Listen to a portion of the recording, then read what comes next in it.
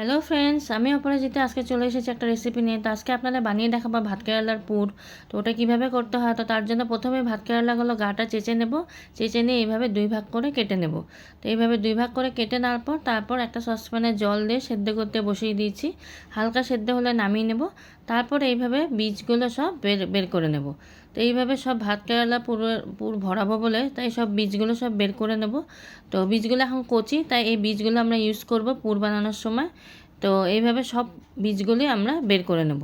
সব বীজগুলো বের করে নেওয়ার পর এক সাইডে রেখে তারপর দেখতেই পাচ্ছেন আপনারা, দুটো পেঁয়াজ আমি ছোট করে কুচি করে কেটে রেখে দিয়েছি আর দুটো কাঁচা লঙ্কাও কেটে রেখেছি।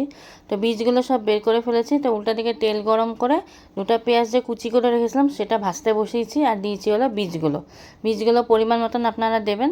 আর দিয়েছি কাঁচা লঙ্কা, আর এরপর দেব হলো একটু নুন, একটু হলুদ, এগুলো সব দিয়ে সামান্য একটু মশলাটাকে ভাজবো। সামান্য একটু যখন ভাজা ভাজা হয়ে যাবে, আমি আগের থেকে সর্ষা বেটে রেখেছিলাম একটু নুন আর দুটো কাঁচা লঙ্কা দিয়ে, তো ওইটা 2 চামচ এর মধ্যে দিয়ে দিলাম। তো এটা আপনারা পরিমাণ মতন দেবেন। তো আমার এখানে 3টা ভাত কেরালা, তাই আমি যতটুকু লাগে ততটুকুই ভেজেছি। তারপর সামান্য একটু চিনি দেবেন টেস্টটাকে ব্যালেন্স করার জন্য, কারণ অলরেডি আমি সর্ষাটা বাটার সময় 2-3টা কাঁচা লঙ্কা দিয়ে বেটেছিলাম। তো তাই টেস্টটা ব্যালেন্স করার জন্য আমি একটু চিনি দিয়েছি।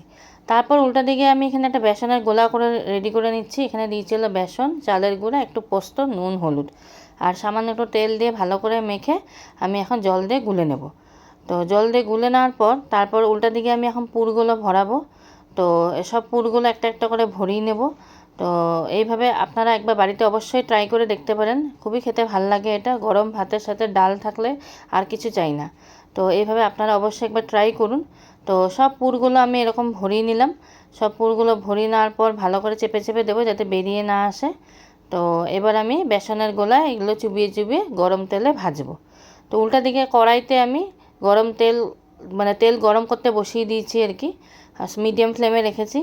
তো এবার আমি এগুলো বেসনের গোলাটার মধ্যে চুবিয়ে গরম তেলে ছেড়ে দিয়েছি। তো প্রথমে 4টা ভাজলাম। তো এইভাবে বাদবাকিগুলোও ভেজে নিলাম, উল্টে পাল্টে ভেজে নেব। তো আশা করছি আপনারা বুঝতে পেরেছেন, এই রেসিপিটা খুবই ভালো হয়। অবশ্যই একবার বাড়িতে ট্রাই করুন। আর ভাল লাগলে কমেন্টেও বলবেন কেমন লাগলো এই রেসিপিটা। তো আজকের জন্য ধন্যবাদ। আবার আসবো আমি একটা নতুন রেসিপি নিয়ে। টাটা।